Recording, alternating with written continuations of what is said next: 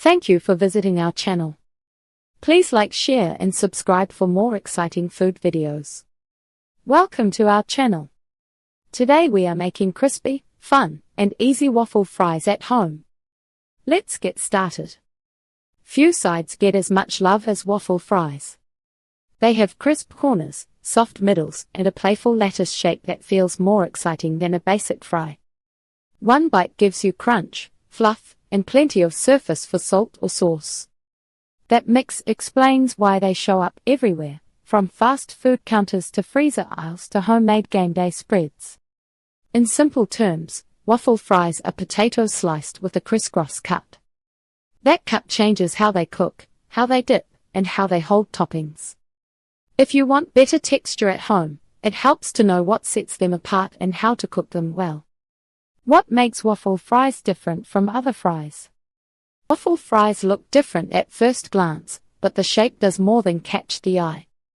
Their lattice cut creates more edges, more open spaces, and more contact with heat. As a result, they cook up with a mix of textures that straight fries rarely match. Unlike shoestring fries, which lean hard on crispness, waffle fries give you contrast. You get crunchy ridges on the outside and a tender center inside. That balance is a big reason people keep ordering them. The waffle cut gives you more crunch in every bite. The best part of waffle fries is the texture. Each piece has thin sections that brown fast and thicker sections that stay soft. So instead of one flat bite, you get a little crackle followed by a fluffy potato center. That shape also helps hot air or oil move through the fry more evenly. Straight fries can brown on the outside while the middle still feels heavy. Waffle fries tend to crisp in more spots at once, especially around the ridges and corners. In other words, they do not just look crisp, they actually give you more crunch per bite.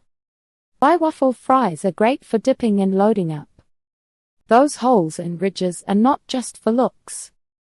They catch ketchup, ranch, cheese sauce, and spicy mayo better than smooth fries do. A plain fry can slide through sauce and leave most of it behind.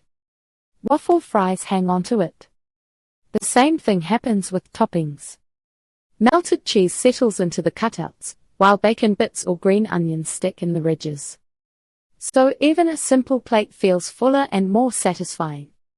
If regular fries are a blank spoon, waffle fries are a little scoop. How to cook waffle fries so they turn out crispy? Good waffle fries need enough heat and enough space.